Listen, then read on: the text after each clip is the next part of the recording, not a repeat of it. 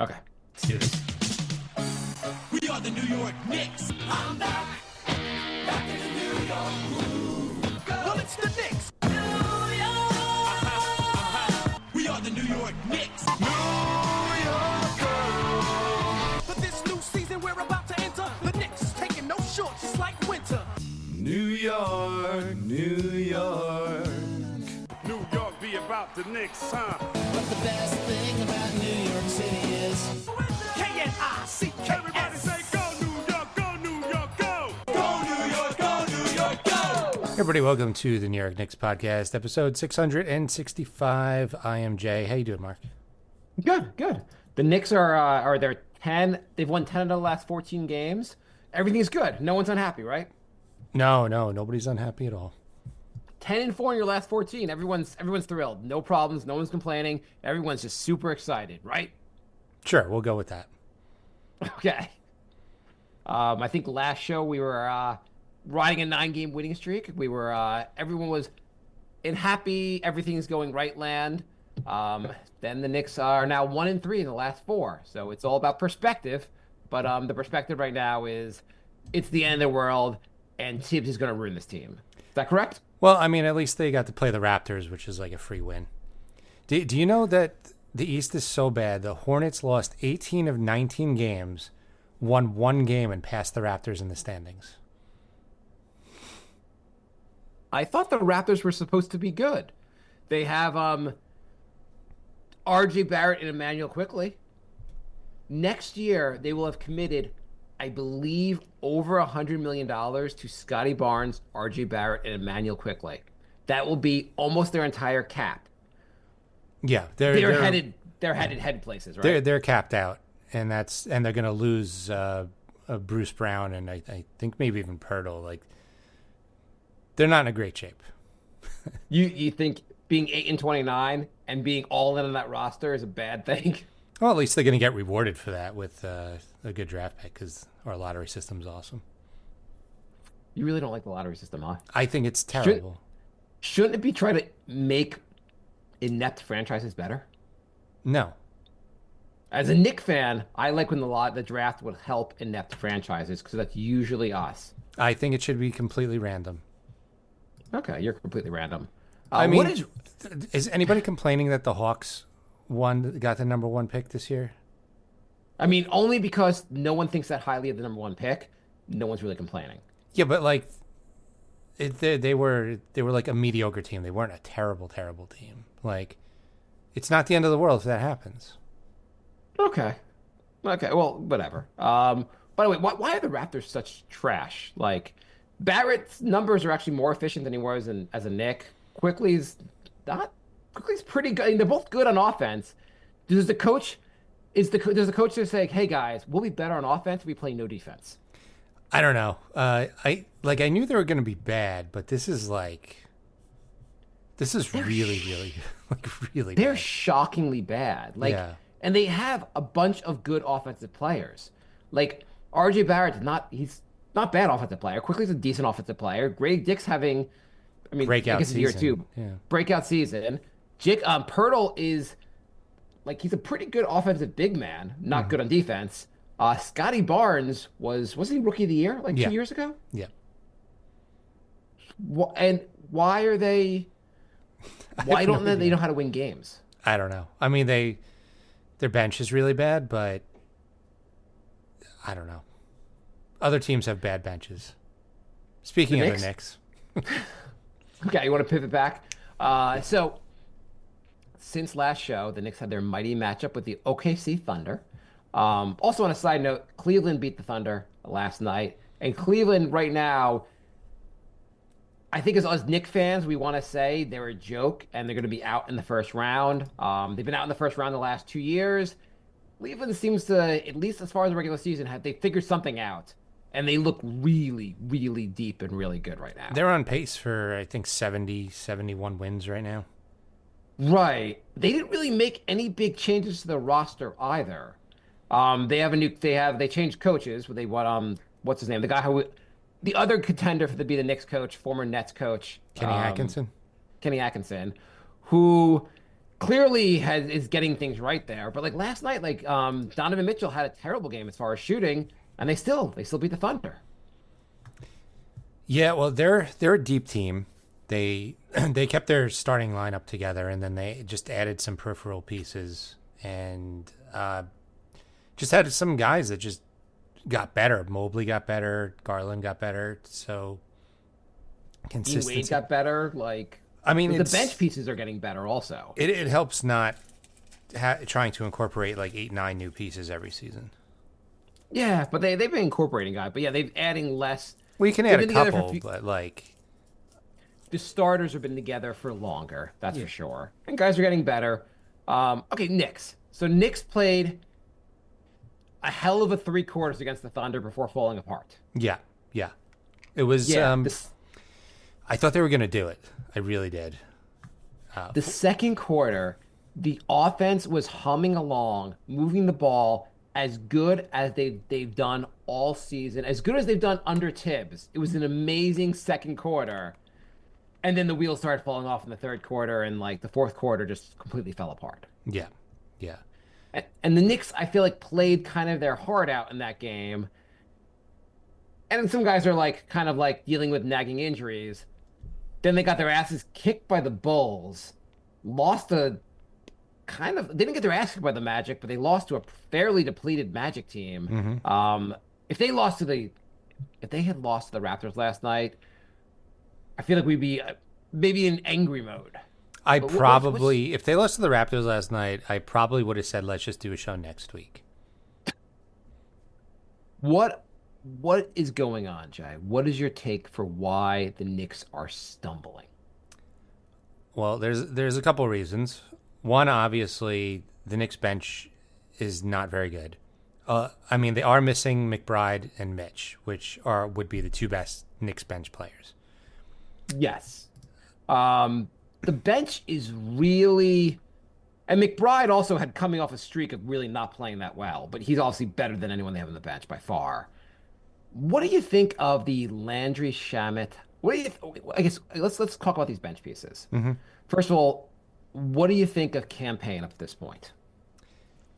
I thought he was good like the first 20 games, and he just seems to get worse each game now. And lately he just looks like a mess. And I mean, there's a reason why he's bounced around the league, and we're kind of and not been that helpful anywhere he's gone. Like we watch him play, and I'm like, okay, I get it why he's a journeyman. yeah, he's like just good enough to stay in the league. Absolutely. He's not terrible, but he's streaky, and when he's off, it's just really bad. Right. I feel like if your ninth guy was Campaign, you're like, totally fine. He's like helpful on the bench, comes in. Like Philly last year, they weren't really relying on him. He'd come in at times, but wasn't like a really important cog in the wheel. If he's your 6th man or 7th man, like he's one of the guys you have to get some production from, it can be a little painful. I mean, the Knicks do have 2 guys out. He should be the 9th man. He should be behind McBride, Mitch, Precious. That would make him 9th. Right. I still feel like also I know you're saying 9th man. I still think Mitch and Precious are going to be tough. Like I'm curious to see how this is going to work when they're both back. I think if anything, Mitch might just take Precious' minutes. You think? Well, Precious seems very. He can't shoot the 3. He's made a couple of 3. He doesn't seem like a versatile player. Like he really. It seems like he'd fill the same role that Mitch would fill, more or less. I guess Precious has been substituting a little bit more for OG also. That's what I think. I like Precious. He's helpful, but like he's not. I think Precious Precious backs OG up more than Towns when Mitch is back, and they just don't do Precious and Mitch at the same time. Yeah, they can't be on the court at the same time. Absolutely, the spacing would be tough, and Mitch becomes the go-to default for center, and Precious. And maybe I guess they're probably not going to start Mitch, even though I'd like to see how is Mitch next to Towns and Towns at the 4. But Precious's minutes just go down basically. He's playing more like 10 minutes a game, and it's really more for coming in basically for OG. Yeah, well, now that Mitch has been out for so long, honestly, you have to bring him off the bench. He hasn't played in almost a year, So Yeah. you bring him in for 15 minutes. You're not gonna if you start him. One, it's tougher assignment, and two, he's probably gonna have to play more minutes. So right now, you just play him 15 minutes off the bench, and maybe he's ramped up come playoff time, and then he could up that to like 20 minutes and maybe play him and Towns together a little bit. But when he comes back immediately, like he's just coming off the bench. And when he comes back, so far the reports are he's not even close, and it's January 9th. I'm so confused because like his Instagram, he's posting workout videos and he's making like subtle hints that like he might be back soon, and then like the reports saying that no. So I don't know what's going on. Yeah, his social media stuff is kind of weird. And Maybe you're, he looking feels for like he's coming back clues. and the doctors are just like, no. I don't know. I mean, he probably feels like he's doing well, but they're like, you're not, like, he's not running, they said yet, which is a major step to playing basketball. It's a big part of basketball, I got to admit, yeah. Yeah, I see running as being a pretty, like, and also when you just start running, you're still at the very earliest, it sounds like after your All-Star break. Yeah, if he started running tomorrow, he wouldn't be back for a month. It's about a month after Yeah. you start running. Because running is the first step, and then you have to do full contact, and then you do scrimmages. So it's like, it's a long road.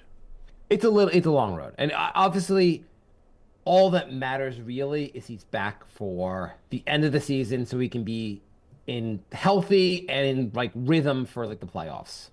Yeah. If you get him back in March, it's fine. March 1st would be like the latest I'd be comfortable him coming back. Yeah. I mean, the thing is, well, no matter when he comes back, you're going to try to use him. But if he looks terrible, he's not going to play. No, he's gonna play. We know No, he I'm saying can if he looks play. terrible. If he comes back and he's just like, he's completely like, he's not fitting in well, or just because like if he comes back March 20th and he just is not in full shape and cannot really contribute, he's obviously not going to play. But hopefully he will get back to most of 80% Mitch would be very helpful in this roster. Yeah, very helpful. So I also learned you've been talking about TJ Warren for a while now. Yes. So the Knicks can only take on another $500,000 in salary, so they can't take on Warren until much later in the season. I think mid-March, because his salary goes through the end of the season. So they have to wait until he would only get the veterans' minimum prorated portion of $500,000. Why? Okay, so the Knicks are so capped out. They're under the second apron, right? And they can't hit that. There's so many penalties if you do that they just can't. What's do the it. penalties? What makes it so awful? It's like if you do a trade, it has to be like almost exact dollar, and you can only do a 1-for-1, and you can't do a trade a draft pick, and I don't know. There's a whole bunch of like just ridiculous things. I guess basically you would not want to go to the second apron until you're sure you have the team. Yeah, and even then, I think you don't want to do it too many years in a row, because then you just start getting the hell taxed out of you. So like, yeah, Okay. I think if they think they have a championship roster, I'm sure they'll hit the second apron. But right now, they want a little bit of wiggle room. So the Knicks, when a team's at the deadline, cut players, the Knicks can't add anyone. The only way the Knicks can add someone is to take out, like, send salary out to bring salary in. I believe so. Oh, well, unless they offer somebody, I guess, $500,000. Right, but you can't even do that. You can't go below league minimum standards. Yeah, There should be some exception for signing guys at the minimum. Like, that seems kind of ridiculous. You can't even sign a guy at the goddamn minimum. I It thought seems that like was that's bad for players. I thought that was the old CBA. You can that's what like those Miami teams did. They capped out with the big three, and then they just kept on taking on minimum contracts. Right. I thought you were always able to, but I guess now with the aprons, you could do that, but now you're going to hit the aprons. And the second apron will just screw you. So, like, it shouldn't count against I'm surprised the players weren't, like, when they were negotiating this, being like, hey, if the minimum salaries count against the apron, veterans are not going to get jobs. Like you're gonna be out of the Yeah. league. Like TJ Warren is a useful player, but there are probably teams like I don't want to pay $6 million to this guy. I can't pay $6 million to this guy because he'll put us in the second apron. So he's gonna play in the G League basically. Right, yeah. It's like everybody was focused on the top tier salaries and wasn't thinking about the other 90% of the league. Yeah, I think it's a mess. It's a bit of a messed up system with that regard. It also Okay, just so the Knicks- backfired because I really don't like how you basically lose your bird rights because it used to be you can go over to re-sign players already on your roster. It actually hurts continuity, which You can't go, or you can't go over. You can go over. You're just going to hit the apron, basically, the second apron. right, and you can't go like way over like the Warriors did where they had they were like double the salary cap, but they drafted smartly, so they should be rewarded for drafting smartly. Now you're not going to get rewarded for drafting smartly. Also, now it's become impossible to make trades because there's so many. So you have like I think the floor is 90%. So you have to have you have to cover 9% of the cap, Yeah. or you're paying a penalty basically. Either way, so teams give out some big contracts, but then you can't move those contracts at the deadline. So the Wizards have a bunch of contracts they'd like to move. It's really hard to move those unless they take money back. The Heat would like to work out a trade for Jimmy Butler because Jimmy Butler is the unhappiest $50 million a year guy in America, in the world. But it's hard to do that because you can't take unless you take back an equally bad contract or a combination. Well, the whole thing was to stop that kind of stuff, to stop Jimmy Butler demanding a trade and all that stuff from happening. So that part worked the way they wanted it to. Well, it didn't really because like he demanded a trade, and now the Heat are like, well, we would trade him if the rules weren't so terrible. And yeah, so there's only a handful of contracts in the league that can match. One of them being Beal, who has a no trade clause, and How does one of the a guy who's just not very good anymore have this? Bradley Beal may be the worst contract in the NBA. Well, he's not good. The Phoenix Suns have benched him, or at least they're coming off the bench, not benched him, but coming off the bench. No trade clause. He does nothing to really help a team win anymore. Well, that's the thing. The Wizards every year have to make just one horrendous contract signing, and Beal was the one they did a few years ago. He's still got 2 years after this one. It's amazing also. They signed him to the dumbest possible contract. And another team was like, wow, we could get him? Right. I know you guys are winning 20 games a year with him, but we think we could complete our big three with him. I mean, like, really, Matt Ishbia, the owner of the Suns, has done something almost impossible. I'm going to take a generational talent like Kevin Durant. I'm going to take Devin Booker, who's goddamn awesome, and lose more games than you win. It's crazy that they're under 500, but also Beal was injured for like 5 straight seasons before Phoenix got him. So I don't know it's not like this came out of nowhere. No, it did not come out of nowhere. He already had major injury issues, and even if he's healthy, he's not that great. He's a high volume, like smallish guard. Like what is he? 6'2"? He doesn't play a lot of defense. Yeah, he's 6'4", but 6'4", okay. But I mean, I think they were looking at his back-to-back 30-point game seasons. But when they traded for him, he was on back-to-back 23-point game seasons.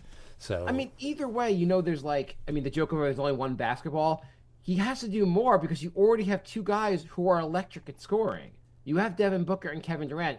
You think you're just going to add 30 points to like we were scoring 90 points a game. Now we're going to score 120. That's just how it works. I think they thought they were just going to outscore everybody to such a comic level that defense didn't matter that much.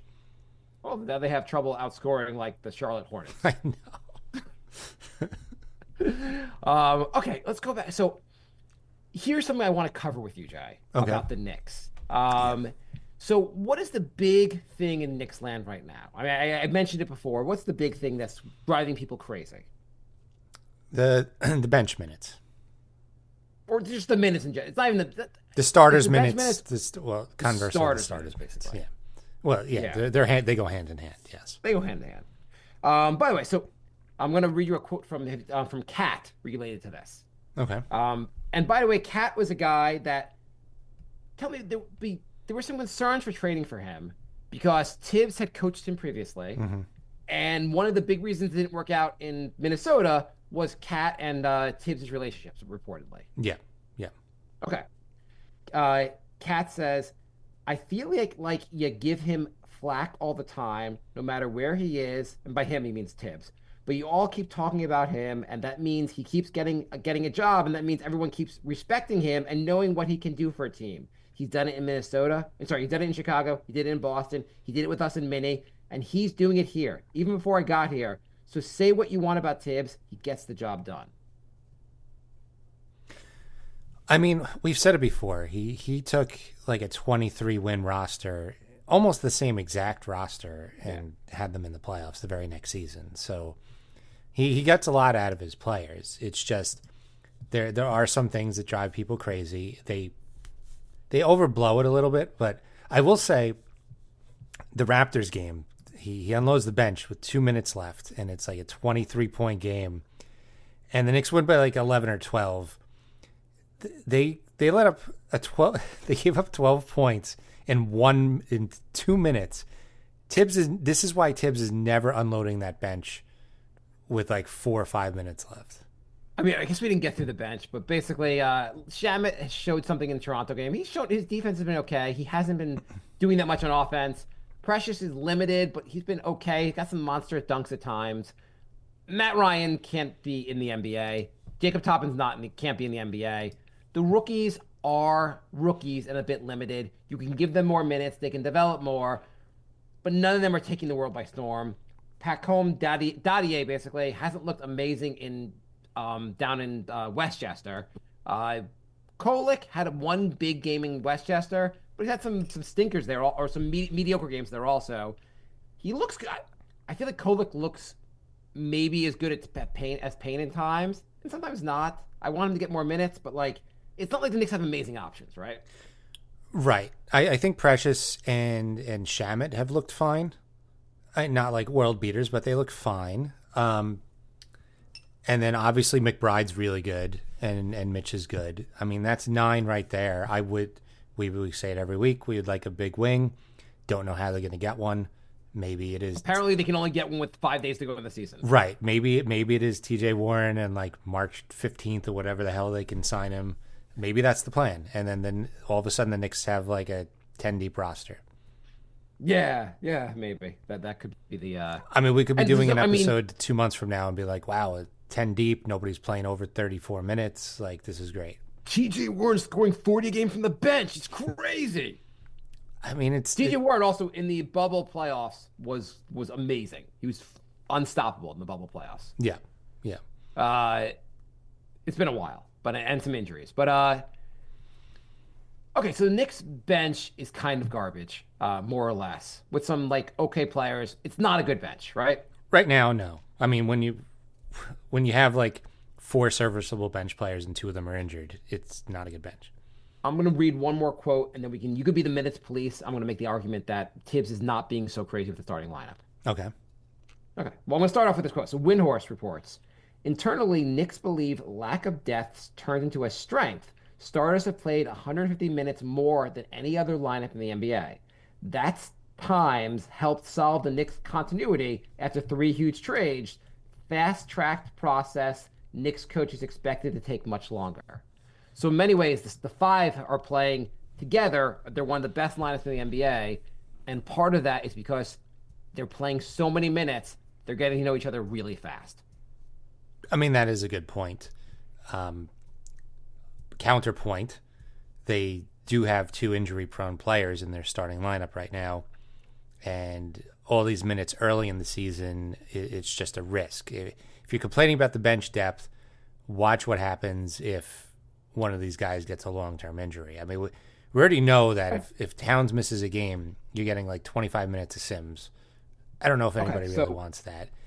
No, I agree. So the question is then, are the minutes really going to lead to injuries?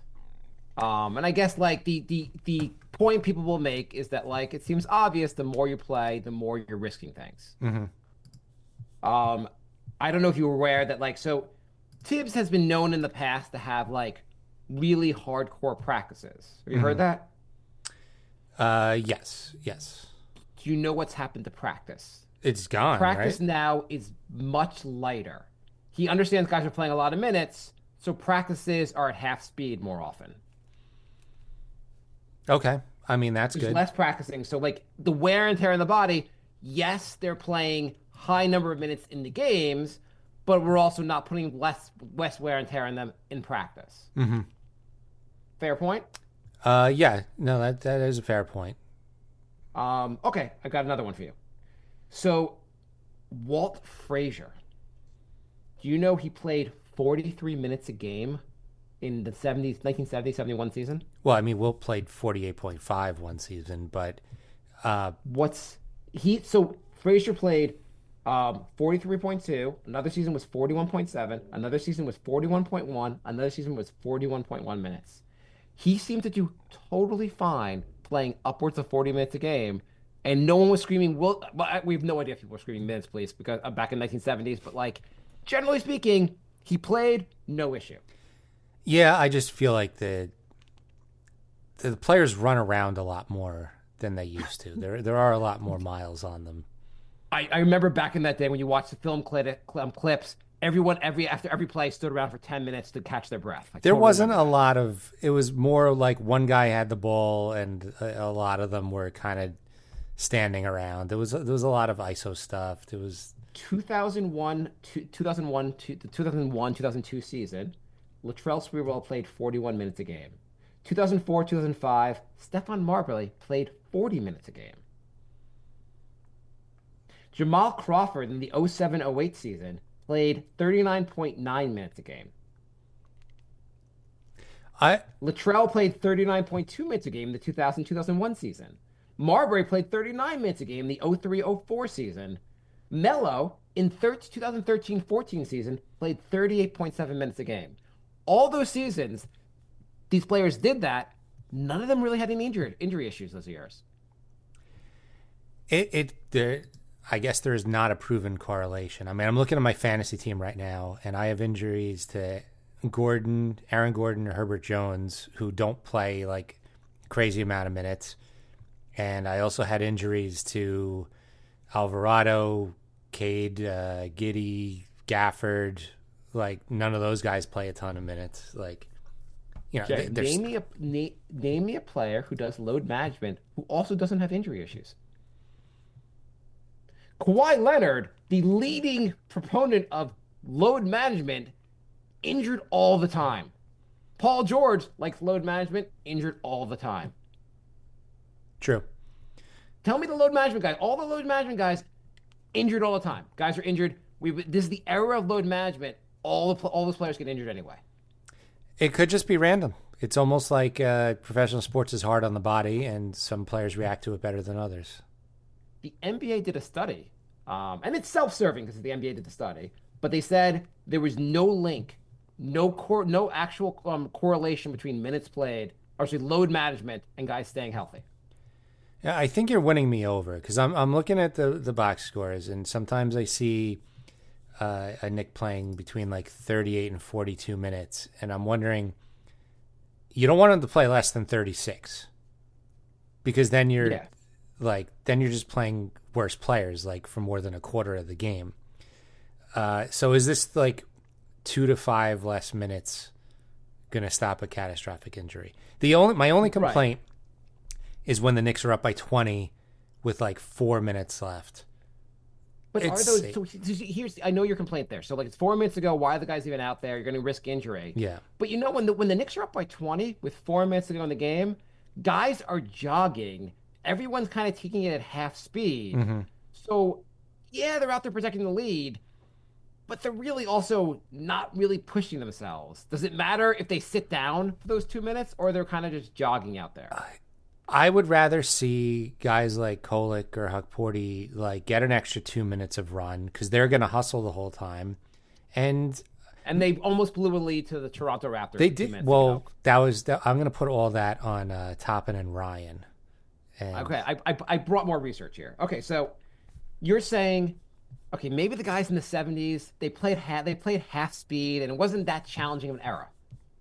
What was the more challenging era? Like I know that now they run like they sprint all the time, which pretty much never happens actually. And the Knicks are one of the slowest paces in the NBA. Uh, but is there an era where you felt basketball was tough? Guys got fouled really hard.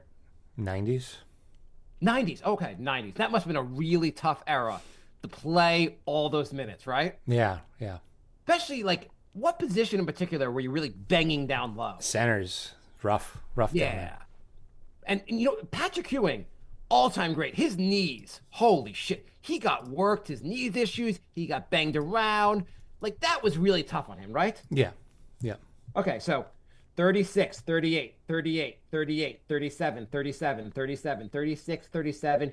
Like 9 straight seasons of playing minutes that people would lose their goddamn minds over. No injury issue. He also played 8 straight seasons playing 79 or more games. Yeah. And I mean, you want to talk about today? You're a center in the 90s. That was pretty rough. Mm-hmm. Seemed pretty healthy. Totally fine. But yeah, whatever. Okay, let's see who else we got here. I mean, I guess LeBron does not count because LeBron is a freak. But LeBron basically has played 37 minutes or above his entire career until recently. Mm-hmm. Almost never injured, right? Until recently, yeah. Yeah, until recently. I mean, like he's also like 40 now. Kawhi Leonard sits a ton of games, gets a lot of minutes off. His minutes are lower, can't get on the court. Yeah. Shaq. If someone's going to talk about getting beaten up, Shaq got beaten up all the time, right? He probably had it worse than anyone. Yeah. Okay, Shaq. And I know he missed some games, probably partly to the fact that like overweight and so forth. But like here is his minutes. He played most games, and from age 28, he's from age 27 season, 40 minutes, 39, 36, 37, 36. He's playing minutes that again the minutes police would lose their minds, staying mostly healthy in his prime, and banging down low every game. Yeah. I think my main complaint is the end of games. I would like to see the younger guys. When they're chilling at the end of the game, walking, you're like, stop walking, you're gonna trip on a puddle. It's not about injury. It's about like. I mean, if you want players to get development, totally fair. Yeah, totally fair. Yeah, that's Okay. what I want to see. I want to see because I'm looking at Payne and I'm looking at Shamit and I'm like, what if Kolek is going to be a lot better, or what if Huck Porty is going to be a lot better? Like, let's see them for another minute or two. Maybe they do something. Maybe Tibbs is like, that was interesting. Maybe I'll give him an extra minute here or there. And I don't. Maybe he develops a little quicker. Maybe if there's an injury, it's not a complete catastrophe for a game or two. Like, Okay, so just going back to the minutes, because I mean, like, I understand your idea basically of developing players. That makes perfect sense. But I'm just arguing against the minutes police, and that the fact it has to lead to injury. So I'm looking at last season. I'm looking at the top 20 players in minutes per game. okay, And how many games did the guy play that you're probably like, that guy didn't have, there's no real injury issue? How many games, what's the minimum number of games you want? let's say 67. 67 games. Perfect. Of the top 20 guys in minutes per game, how many of them last season played at least 67 games?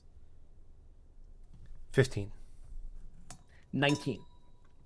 Okay. The only one being Kyrie Irving. All right. Let's go to the year before.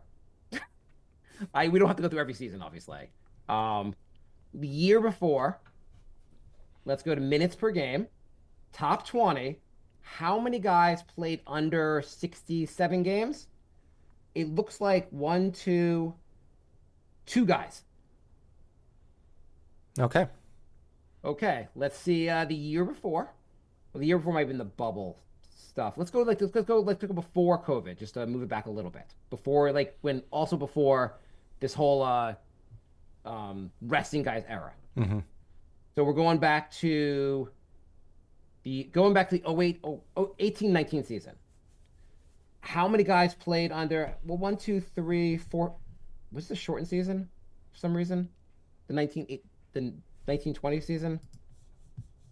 No one's over 70 games. Uh, yeah, because 2020 is when COVID hit. No, 19, the 19. Oh, no, you're right. 2021. That's 2021. Yes, sorry. Okay, here. Okay, let's go to, this is 17-18, sorry. 17-18 season, almost everyone is over 67 games. Okay. So, do you think there's a strong link here, or people are overreacting? I think people are overreacting. I think I agree it's frustrating at the end of games, but I'm not so sure that people are blaming like Luol Deng's injury on Tibbs playing him too many minutes in Chicago, even though Deng got injured in LA. And they're saying, well, he wore him down. They say he broke him. And he was fell off by like age 29. He was like almost done. Yeah, but that's happened to so many players. It's just, I don't think it's because Tibbs did it. Like, I don't know. I feel like Tibbs gets irrational hate the way like Randall does, where it's like, I don't know what that guy did to you, but you're just looking for reasons to really hate this guy for like no reason. He'll play players who are good. He doesn't want to play players who are not. If he wants to win games, he makes guys better. But yeah, going back on like every season, there's like one or two guys in the top 20 who are under the 67 game threshold you came up with. But generally, guys seem to be able to play a large number of minutes.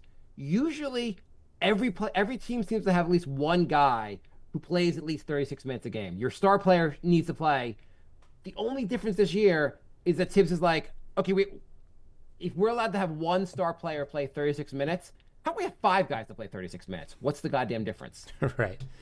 Yeah, I'm just wondering if those younger guys just don't look that good in practice right now, because Tibbs saw something in McBride and gave him an increased role, and it wasn't like he had a breakout game. It was just one day he was like, "You're ready, go for it." He's like, I mean, they had made a bunch of trades, but they also were like making those trades. Partly, there had been a discussion where Tibbs is like, "I think he's ready. You can trade IQ." Right. I think people overreact to the minutes. Clearly, these guys are not impressing Tibbs just yet in practice. I mean, the guys can get better, but at the same time, like Tibbs is not gonna. He's not gonna throw regular season games. So if a guy gets injured, he's gonna have to play. He'll have to play Kolek more, play some other guys more. He'll do it if he has to. But if he doesn't have to, he's not going to do it. My only other argument against it is that at the end of games, pretty much the whole fourth quarter, the Knicks do look like they're getting out hustled a lot, and I think they are running a little bit out of energy, and it's hard when you have 5 to 7 guys going against like 10 guys. You're going against constant fresh legs for 48 minutes. And that's totally that's fair. And I think that's what happened in OKC, because they were going neck and neck until the guys started looking tired, and then the wheels fell off. OKC plays at a much faster speed. The Knicks really were trying to play at that speed in the second quarter, but then they started just kind of getting gassed. Yeah. Is it fair to say also 82 games is a long season? They're never making the season shorter. That's just not happening. No. I know people are like, the season would be better if it was only 70 games. The season would be better if the NBA makes more money. They're not going to take away money. Everyone agrees 70 games would be better. Try telling an owner, hey, do you want to sell 20,000 less seats 12 less times a year? Like, that's not going to happen. Yeah. TV rights, you don't want all the money they generate, like they're not going to take less games. Yeah. It's just the NFL, which is a very dangerous sport, is like, what if we play 18 games? What about let's play 40 games? I know. We're so concerned about player safety, we're adding another game. So there's no way so it's a long season. The games aren't that meaningful. You want to make the playoffs. Having the 1 seed or the 2 seed, it'd be nice. But as long as you're in a top 6, you're in the playoffs, and then you could try to win it when the playoffs. What really counts is being fresh and healthy in the playoffs, not on January 9th. You really want that top 3 seed. I mean, yeah, it would be beneficial. Well, just every team for the last like 30 years has been three or higher. Yeah, no, you're right. You're absolutely right. At the same time, if the Knicks were, say, the 4 seed, and they make it to the next round, I'd rather play Cleveland in the first round, in the second round, than play the Celtics. Would you? Yeah, I would. We've seen Cleveland in the playoffs. We've beaten them. Celtics, I think, are the best. The Celtics, until proven otherwise, are the best team in the East. All right, but anyway. You're gonna have to play one of them anyway. I would rather play the Cavs, who have on their memory folding in the playoffs 2 years in a row. Especially if they see Mitch come back. Yeah. It's 2 questions. Anyway, so oh yeah, we do have questions. I was also going to bring up also. I posted this on Twitter today, and I just wanted to ask you about this. Is Giannis really amazing, or is he partly amazing because the league, you're not allowed to guard him? Well, He takes 10.6 free throw attempts a game. Next is Anthony Davis at 8.2. Brunson, who, like they say, foul hunts at 6.9. SJ is now up to 7.8. In some ways, guys, like, I don't know, if you're allowed to guard, if Giannis had the same whistle as Cat, he's still a really good player, but maybe he's not this good. That's the thing with the other way. That's the thing with a lot of the top guys in the league. Like, they're really good. They're elite talent, but they also get the benefit of the whistles, so they're also elevated by the league. Like, the whistle Shea gets is absurd. Someone made a comment last night. I didn't watch the Cleveland game, but they're saying every time Shea had the ball on the offense, he does a little push off to create separation to get his shot off.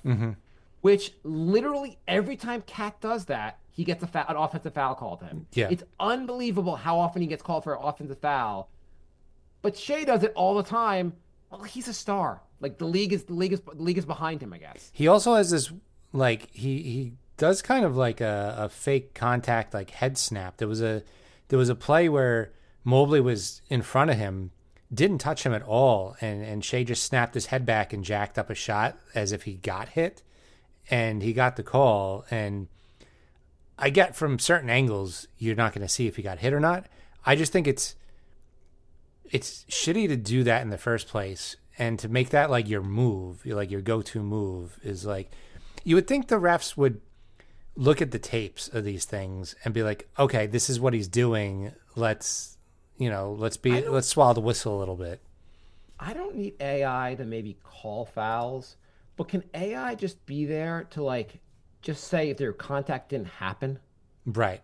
Get rid of this bullshit acting. Yeah, I don't know. Have a sensor or something. Yeah, like you could take from camera. I don't know. There's got to be a way to have, like, cameras that basically will, like, we can see the camera, like, better than the naked eye, that the contact didn't happen. You get a little alert, like a ref basically on the sideline just get a little alert, no contact there, calls the foul. Well, the replays are instant.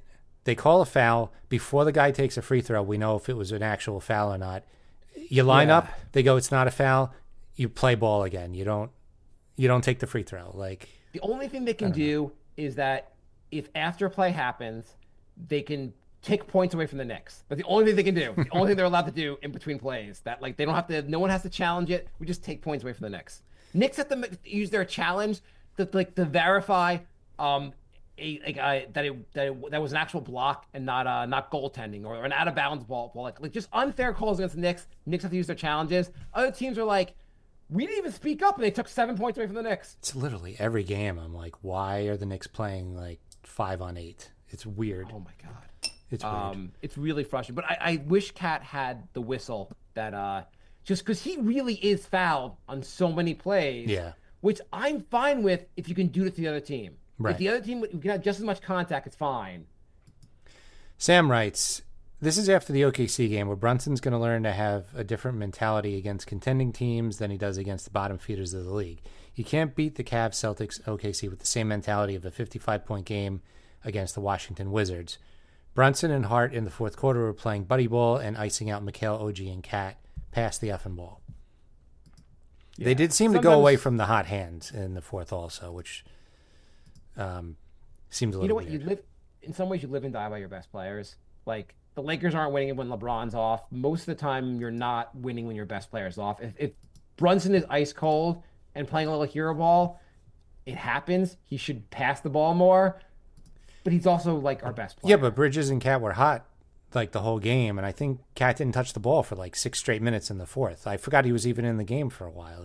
No, it was ridiculous. Like I don't know how. There was also what is the Bulls game that Cat didn't take a single three? Yeah, Not the Bulls game. Sorry, yeah, it was the Bulls game. Yeah, he didn't play in the Magic game. Wait, was it the Bulls game or the which I don't know, game it's did he one not of take the a single last. three? It was Bulls or Magic. I think it was the Bulls. Or was it the Thunder game that he didn't take a single three? Yeah, the Thunder game, Cat didn't take a single three. Oh, He's one of your best 3-point shooters. How does he not take a three? yeah, I don't know. That was weird. There's got to be a bit of also Tibbs being like, hey guys, we have an unbelievable offensive big man. Get Cat the ball. Right. By the way, the one thing I've noticed that I was just watching the Raptor game and I was like, one thing I don't miss. So many years you had Melo run down the court and just like, give me the ball in the post. Randall, give me the ball in the post. There's no ball stoppers really on this team. Yeah. Yeah. There's no one running on the ball and be like running down the court being like, give me the ball. I'm going to dribble around. I'm going to like. The offense flows so much better now. It does. Okay. We're almost out of time. Questions? We're almost okay. Ugg as an influencer writes, is Tibbs not able to get it done, or is it the roster? I don't know. Well, what do you mean by get it done? They're a third seed. They're going to finish most likely as the third seed. I think what he's saying, Jay, have the Knicks won the title this year yet? I mean, last year they had 6 injuries, and I would argue that 5 of them weren't even minutes related. Okay, so you're saying this season he's yet to win the title. He's not getting it done, Jay. Okay, he'll get it done. I think you give him a better bench, and this team would be even better. Brady writes, were you ever worried? Give him one more player on the bench. This team will be awesome. Yeah. Were you ever worried about the 3-game slump? How are you feeling ahead of another OKC matchup that's coming up on Friday, the next game? Do you agree with the Knicks Twitter and almost calling for Tibbs firing?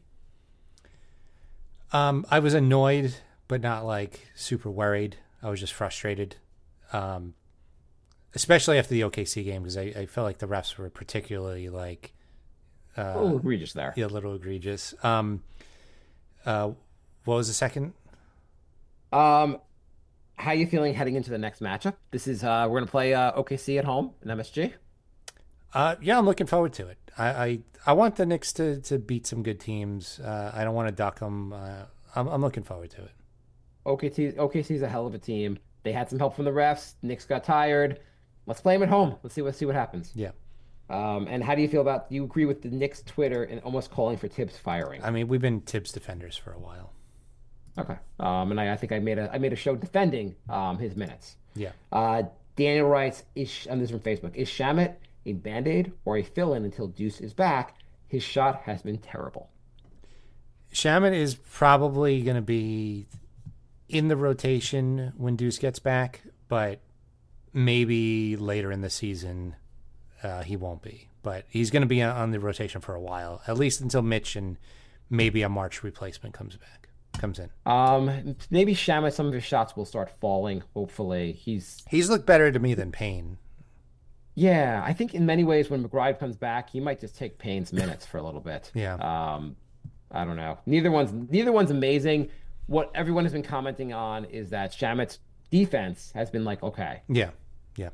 Anthony writes, the Knicks are 1-3 since you guys got back from the break. When is your next vacation? Well, that's your department, the vacations. I'm taking a vacation in February. There you go. So maybe the Knicks will be awesome in February, mid-February. Anthony writes, is Jalen's shift to become more of a facilitator hurt the jumper or confidence in it? I don't think it really affected either way. I just think he's in a slump. Players go through slumps once in a while. I do say I think the facilitator is helping other players like Bridges, but I don't think it's affected his shot. He's going through a rough stretch. It happens. Yeah, he's also a bit banged up. I think that probably kind of like helps. Like that, like sometimes you're a little bit injured, your shot's off. Yeah, he's been shooting like 30% for the last like 6-7 games. That also contributed to the losing streak. Yeah, if he was playing well against OKC, they win the game. He was not great against OKC. Uh, you live and die by your best players. So I agree that Tibbs is not. The minutes aren't crazy, but guys, in fairness, do need a little bit. Like guys are a little tired. Basically, it's mid-season. It's a long season. I guess they need some balance. Yeah. Anthony writes, last question. What can we do to improve the bench? We are dead last in almost every category. Which player can fit and improve this bench?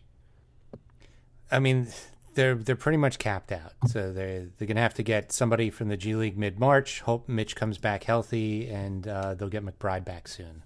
So they can't even sign like a 10-day contract. Can they sign? what? I mean, what's that gonna do though?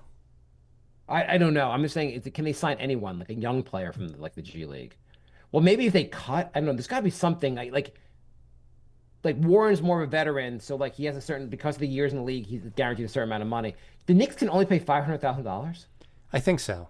Well, I'm gonna do some research Whatever. before next episode, but that's what I think. It's pretty goddamn insane. Yeah, but I'm sure if they get Okay. rid of somebody who's under contract, they could maybe buy somebody out. But I think they're down to like the rookies at this point. So I mean, I guess people are saying like so people are talking about trading Mitch. I just don't think there's a lot of room to trade him either because I don't think a lot of teams want a guy who's injured for $15 million. I just don't think that's like a people aren't excited about that contract.